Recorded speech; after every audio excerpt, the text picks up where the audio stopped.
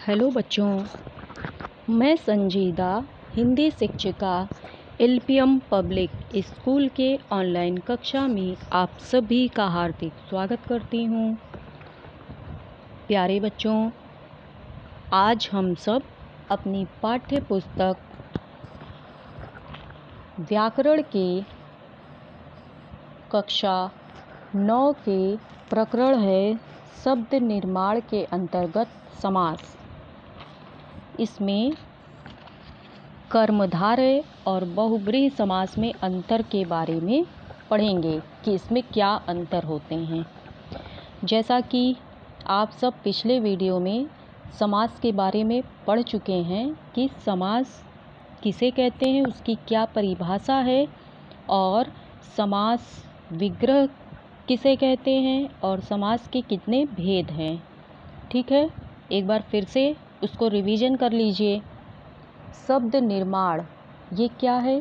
देखिए बच्चों, हमारे पास बहुत सारे शब्द होते हैं और उनको जब हम वाक्य बना देते हैं, शब्दों को जब हम मिलाकर वाक्य बना देते हैं तो हमारा क्या बन जाता है? पद। और वाक्य को ही पद भी कहते हैं। तो समास किसे कहते हैं? दो या दो से अधिक शब्दों या वाक्यांशों को संक्षिप्त करके उनसे एक नाम शब्द बनाने की प्रक्रिया को समास कहते हैं। समास का जो शाब्दिक अर्थ होता है संक्षिप्त, संयोग या मिश्रण करना।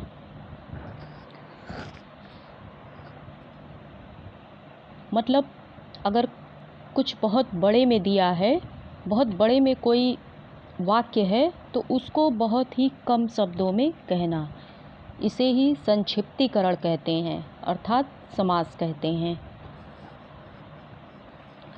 और समस्त पद किसे कहते हैं? पद भी आपको पता चल गया कि वाक्य को ही पद कहते हैं। और सामासिक पद क्या होते हैं या समस्त पद, दोनों एक ही है। ठीक है, समास के पश्चात मतलब समास के बाद जो नया शब्द बनता है उसे समस्त पद या सामासिक पद कहते हैं। इस नए पद में दो शब्द जुड़े होते हैं।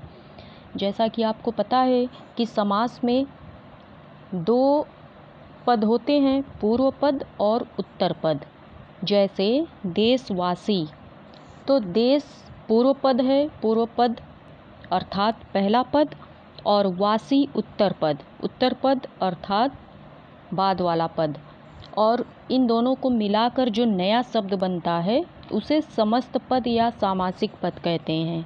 जैसे देशवासी। और समास विग्रह क्या होता है? दो वस्तुओं या वाक्यों को अलग करने की जो प्रक्रिया होती है, दो शब्दों को अलग करने की जो प्रक्रिया होती है उसे ही समास विग्रह कहते हैं। जैसे समस्त पद, जो दो पद मिलाकर समस्त पद बने हुए हैं, जैसे देशवासी, तो इसको आप अलग अलग करेंगे, देश का वासी, इसे ही समास विग्रह कहते हैं। ठीक है, और समास के भेद कितने हैं? समास के मुख्यतः 4 भेद होते हैं और बहुत सारे विद्वानों ने 6 समास को भी माना है, जिनके नाम हम लोग देख लेते हैं। अव्ययी भाव समास, तत्पुरुष समास, कर्मधारय समास, द्विगु समास, द्वंद्व समास, बहुव्रीहि समास। अव्ययी भाव समास की क्या पहचान है? इस समास में पूर्व पद प्रधान होता है। इसकी पहचान है, इसमें उपसर्ग लगा होगा और शब्दों की पुनरावृत्ति बार बार होगी। जैसे रातों रात, और आजीवन में क्या है? उपसर्ग है। आजीवन का समास विग्रह क्या होगा? जीवन भर। ठीक है, तो अव्ययी समास की क्या पहचान है? उपसर्ग होगा और शब्दों की पुनरावृत्ति बार बार होगी, रातों रात, दिनों दिन, प्रतिदिन। और उपसर्ग आपको पता है, इसके पहले भी आप लोग उपसर्ग और प्रत्यय पढ़ चुके हैं। तो उपसर्ग अगर आपको दिखे तो अव्ययी भाव समास है, और पूर्व पद प्रधान होता है, ये तो पता ही है, तो इसकी अव्ययी भाव की यही पहचान है। और तत्पुरुष समास में क्या होता है, दूसरा पद प्रधान होता है, और इसमें विभक्ति चिन्ह, परसर्ग और कारक चिन्ह तीनों एक ही होते हैं। तीनों को हम एक ही नाम से भी बुला सकते हैं। इसको हम विभक्ति चिन्ह भी कह सकते हैं, कारक चिन्ह भी कह सकते हैं, और परसर्ग भी कह सकते हैं। तो तत्पुरुष समास के अंतर्गत इसको पहचानने की जो ट्रिक है, तत्पुरुष समास को हम कैसे पहचानेंगे, कारक चिन्ह को देखकर हम पहचान जाएंगे कि यह तत्पुरुष समास है और इसमें दूसरा पद प्रधान होता है। जैसे गुण युक्त, तो गुण से युक्त, इसका जब विग्रह करेंगे तो इसमें कारक चिन्ह आएंगे गुण से युक्त, ठीक है। और कारक चिन्ह कितने होते हैं ये भी आपको पता है। कर्म कारक का जो चिन्ह होता है को, जैसे यश प्राप्त, तो इसका विग्रह हम कैसे करेंगे, यश को प्राप्त, तो को किसका कारक चिन्ह है, कर्म कारक, तो इसको बोलेंगे यश प्राप्त को हम लोग बोलेंगे कर्म तत्पुरुष समास, क्योंकि कर्म कारक का जो चिन्ह है वो को है। और करण कारक का क्या चिन्ह है, से के द्वारा, जैसे रोग पीड़ित, इसका जब हम समास विग्रह करेंगे तो हो जाएगा रोग से पीड़ित, अर्थात करण तत्पुरुष समास। फिर है संप्रदान तत्पुरुष, इसका चिन्ह होता है को के लिए, जैसे युद्ध भूमि, इसका विग्रह करेंगे तो हो जाएगा युद्ध के लिए भूमि, तो के लिए किसका कारक चिन्ह है, को के लिए संप्रदान तत्पुरुष का कारक चिन्ह है। और अपादान तत्पुरुष में क्या होता है, से अलगाव की स्थिति उत्पन्न होती है, जैसे रोग मुक्त, रोग से मुक्ति मिल रही है, तो अलगाव हो रहा है रोग से मुक्त, तो से क्या है, अपादान तत्पुरुष समास है। और संबंध में क्या होता है, का के की रा रे री, जैसे देवभूमि, देव की भूमि, इसमें संबंध बताया जा रहा है कि देव की भूमि। और रा रे री का मतलब जैसे मेरा भाई, संबंध बताया जा रहा है, मेरी बहन, मेरे दोस्त, इस तरह से संबंध बताया जा रहा है, तो संबंध तत्पुरुष समास के ये उदाहरण हैं।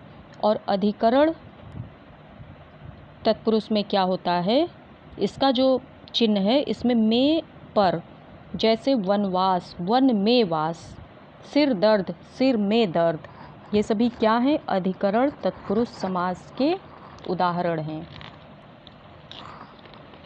अब आगे देखिए, तत्पुरुष समास तो समझ में आ गया।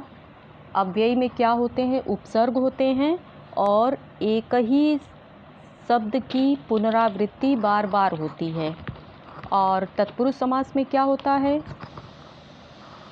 दूसरे पद प्रधान होते हैं और इसमें कारक चिन्ह का प्रयोग होता है। अब कर्मधारय समास की पहचान आप कैसे करेंगे, जिस समास में विशेषण और विशेष्य या उपमान और उपमेय पदों में समास किया जाता है, इसमें पूर्व पद और उत्तर पद प्रधान होता है, इसमें विभक्ति चिन्हों का लोप नहीं होता। जैसे नीलकंठ, कंठ की विशेषता बताई जा रही है, नीलकंठ अर्थात नीला है जो कंठ, इसमें जो का प्रयोग किया जाता है। महादेव, महान है जो देव, देव की विशेषता बताई जा रही है। अर्थात कर्मधारय समास की जो पहचान है, इसमें विशेषण और विशेष्य आपको दिखाई देगा। अब आइए द्विगु समास की क्या पहचान है, इसको देखते हैं। द्विगु समास में पूर्व पद जो है, मतलब पहला पद जो है, वो संख्यावाची विशेषण होता है। जैसे चौराहा, चार राहों का समूह या समाहार, ऐसे शब्द आए तो आप समझ जाएंगे कि यह द्विगु समास है। द्वंद्व समास क्या होता है, इसमें दोनों पद प्रधान होते हैं, पूर्व और उत्तर पद दोनों। जैसे माता पिता, इसकी पहचानने की ट्रिक क्या है? योजक चिन्ह होता है, विलोम शब्द होते हैं, पूरक शब्द होते हैं। विलोम शब्द तो आपको पता है, किसी शब्द का उल्टा, जैसे सुख का दुख हो गया। इस तरह से पूरक शब्द क्या हैं? जैसे जो चीज़ें हमारे लिए आवश्यक हैं, जैसे दाल और रोटी। तो दाल रोटी, दाल भी ज़रूरी है, रोटी भी ज़रूरी है, किसी एक को हम नहीं खा सकते, इसलिए यह पूरक शब्द हैं जो कि दोनों हमारे लिए आवश्यक हैं। और बहुब्रीहि समास जो है, इसकी पहचान है कि इसमें आपके दोनों पद प्रधान न होकर तीसरे पद की प्रधानता होती है। इसकी पहचान है कि इसमें आपको जो भी पर्यायवाची शब्द मिलेंगे वही बहुब्रीहि समास के उदाहरण होंगे। जैसे नीलकंठ, नीला है कंठ जिसका, इसमें अंत में जिसका, जिसकी, जिसके आएगा। जैसे कि किसी तीसरे के बारे में कहा जा रहा है, अन्य के बारे में। नीला कंठ किसका है? क्या उत्तर होगा? भगवान शिव। ठीक है। और चक्रपाणी, चक्र है पाणी में जिसके, पाणी का अर्थ होता है हाथ में, अर्थात विष्णु। विष्णु भगवान के पास चक्र होता है हाथ में। किसी तीसरे पद की प्रधानता हो रही है। तो चलिए अब आज हम लोग पढ़ेंगे कर्मधारय और बहुब्रीहि समास में अंतर। हमारे सामने बहुत सारे ऐसे शब्द आते हैं जिसमें कई समास एक साथ होते हैं, तो उनकी पहचान हम कैसे करेंगे? कर्मधारय समास के जो दोनों पद होते हैं, विशेषण विशेष से या उपमेय उपमान का इसमें संबंध होता है, और इसमें उत्तर पद ही प्रमुख होता है, मतलब बाद का पद ही प्रमुख होता है। ये तो कर्मधारय समास है, विशेषण विशेष से की प्रधानता होती है। और बहुब्रीहि समास में क्या है? जो पूर्व पद और उत्तर पद दोनों हैं, उन दोनों पदों को छोड़कर किसी अन्य पद अर्थात किसी तीसरे पद की प्रधानता होती है। जैसे पर्यायवाची अगर दिखे तो आप समझ जाएंगे कि यह बहुब्रीहि समास है। एक उदाहरण देखिए, नीलकंठ का समास विग्रह क्या होगा? नीला कंठ, कंठ की विशेषता बताई जा रही है, नीला कंठ, इसलिए यह कर्मधारय समास है। और अगर हमें बहुब्रीहि समास का पता करना है तो हम बनाएंगे, इसका विग्रह करेंगे, नीला है कंठ जिसका, अर्थात भगवान शिव की बात हो रही है, तो इसमें बहुब्रीहि समास है। ठीक है, आप सभी बच्चे ध्यानपूर्वक सुनते रहिए और समझने का प्रयास कीजिए। इसी तरह से कुछ और उदाहरण देखिए, जैसे महात्मा, इसका विग्रह जब हम करेंगे तो हो जाएगा महान आत्मा। आत्मा के बारे में बताया जा रहा है कि आत्मा कैसी है? महान है, इसलिए यह कर्मधारय समास होगा। और अगर कहा जाए महान है आत्मा जिसकी, मतलब किसी व्यक्ति विशेष की बात हो रही है, तो इसमें बहुब्रीहि समास होगा। ठीक है बच्चों। इसी तरह से देखिए, पीतांबर है, जैसे पीला है अंबर, पीला अंबर, अंबर मीन्स वस्त्र भी होता है और आकाश भी होता है, लेकिन हमें यहाँ पर वस्त्र से संबंध जोड़ना है।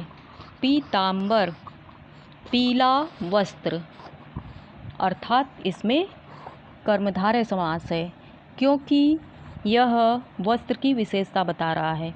और अगर पीतांबर में हम लिखते हैं पीला है वस्त्र जिसका, अर्थात पीला है अंबर जिसका, जिसका अगर हम जोड़ देते हैं तो इसमें हो जाएगा श्री कृष्ण जी के बारे में बताया जा रहा है, अर्थात बहुब्रीहि समास। चलिए अब देखते हैं बहुब्रीहि और द्विगु समास में क्या अंतर होते हैं। द्विगु समास में पूर्व पद जो है वो संख्यावाची होता है और उत्तर पद प्रधान होता है। इसमें पूर्व पद विशेषण और उत्तर पद विशेष से होता है। जबकि जो बहुव्रीहि समास होते हैं इसमें दोनों पदों में कोई पद प्रधान नहीं होता बल्कि अन्य पद प्रधान होता है। ये तो परिभाषा और पहचान आपको पता है। तो कुछ उदाहरण हम लोग देखते हैं, जैसे तिरंगा। तिरंगा का जब हम समास विग्रह करेंगे तो बनेगा 3 रंगों का समाहार। इसमें आपको समाहार शब्द दिखाई पड़ेगा, अर्थात द्विगु समास। पहला पद क्या है? संख्यावाची विशेषण है, ठीक है। और जो कर्मधारय होता है उसमें कोई भी विशेषण हो सकता है। और बहुव्रीहि आपको पता है कि तीसरे पद की प्रधानता होती है। और एक तिरंगा है, 3 रंग हैं जिसमें, अर्थात किसी और चीज़ के बारे में बात की जा रही है। भारत का राष्ट्रीय ध्वज, इसके बारे में बात की जा रही है, तो इसमें बहुव्रीहि समास होगा। इसी तरह से देखिए, 4 पाई। 4 पाइयों का समाहार संख्या है पहला पद, इसलिए द्विगु समास। और 4 पाई 4 हैं पाए जिसके, अर्थात खाट, जिसको सभी लोग खटिया भी बोलते हैं। तो जब तीसरा पद आया खाट, तो इसमें बहुव्रीहि समास होगा।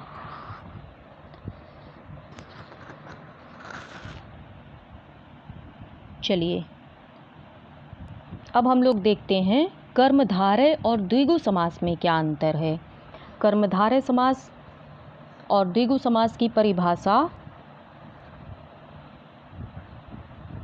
तो आप सभी को पता चल गई है, ठीक है। तो कर्मधारय और द्विगु समास में क्या अंतर है? कर्मधारय में क्या होता है? विशेषण और विशेष से होता है। और द्विगु समास में क्या होता है? पहला पद संख्यावाची। और कर्मधारय में कोई भी विशेषण होता है और द्विगु समास में संख्यावाची विशेषण होता है। इस चीज़ का ध्यान रखिएगा। जैसे नील कमल, नीला कमल, कमल की विशेषता बताई जा रही है कि कमल नीला है, नील कमल, इसमें कर्मधारय समास है। और पीतांबर, पीला अंबर है, इसलिए इसमें कर्मधारय समास है। और चौराहा में 4 राहों का समाहार है तो द्विगु समास। नवरत्न में 9 रत्नों का समूह है तो द्विगु समास। इस तरह से आप लोग इसको समझ लीजिए। चतुर्भुज, इसमें क्या है? चतुर्भुज में 4 भुजाएं, इसका विग्रह जब हम करेंगे तो बनेगा 4 भुजाएं, इसमें कर्मधारय समास है। और चतुर्भुज में अगर हम बोल दिए 4 भुजाओं का समाहार, तो इसमें समाहार आया है तो इसमें द्विगु समास होगा, ठीक है। इस तरह से आप लोग इसको याद कीजिए। और इसके अतिरिक्त एक होता है नए समास, न और इय, इसको हम लोग पढ़ते हैं नए। नए तत्पुरुष समास में क्या होता है? जिन शब्दों के आरंभ में कोई व्यंजन होता है उनके आरंभ में हम नकारात्मक वर्णों को जोड़ते हैं। और इसमें नकारात्मकता दिखाने के लिए अ और अन उपसर्ग लगाते हैं शब्दों में। जैसे सत्य में हम क्या लगा दिए? अ प्लस सत्य, मिलकर क्या बना? असत्य। हिंसा में अहिंसा। अधिकार में अन उपसर्ग लगा दिए तो बन गया अनधिकार। इसी तरह से आप लोग को समझना है। और ध्यान दीजिए, कुछ विभक्ति चिन्ह ऐसे होते हैं जो भ्रम की स्थिति भी पैदा करते हैं। अगर आपकी परीक्षा में कोई विभक्ति चिन्ह पूछ लिया गया हो तो ज़रूरी नहीं है कि वह आपके सामने लिखा ही हो। कुछ विभक्ति चिन्ह ऐसे होते हैं जो छुपे होते हैं। तो जब हम इन शब्दों का समास विग्रह करेंगे तो इससे हमें पता चल जाएगा कि इसमें कौन सी विभक्ति है। जैसे ऋण मुक्त, इसको बोले तो हो गया ऋण से मुक्त, इसका मतलब अपादान कारक है। और ऋण मुक्त हो जाएगा ऋण से मुक्त, अर्थात के द्वारा, इसमें करण है। तो इस तरह से हम इसकी पहचान कर सकते हैं, ठीक है बच्चों। और ध्यान दीजिए कि कुछ शब्द ऐसे होते हैं जिसमें एक से अधिक समास होते हैं। जैसे चतुर्भुज में 4 हैं जो भुजाएं, इसमें कर्मधारय समास होगा क्योंकि विशेषता बताई जा रही है। और चतुर्भुज में 4 भुजाओं का समाहार, अगर समाहार आता है तो द्विगु समास होगा। और चतुर्भुज में अगर आता है 4 हैं भुजाएं जिसकी, अर्थात विष्णु, तो ये बहुव्रीहि समास होगा। ठीक है बच्चों, तो उम्मीद करती हूँ कि आपको मेरे द्वारा बताया गया यह समास अच्छे से समझ में आ गया होगा। तो आज ये पाठ आपका समास वाला समाप्त हो रहा है। इस वीडियो को आप लोग देखिए, अच्छे से नोट्स बनाइए और समझने का प्रयास कीजिए। फिर अगले वीडियो में हम अगले पाठ को लेकर आप सभी के समक्ष उपस्थित होंगे। ठीक है बच्चों, तब तक के लिए घर में रहें, सुरक्षित रहें, प्रसन्न रहें। धन्यवाद।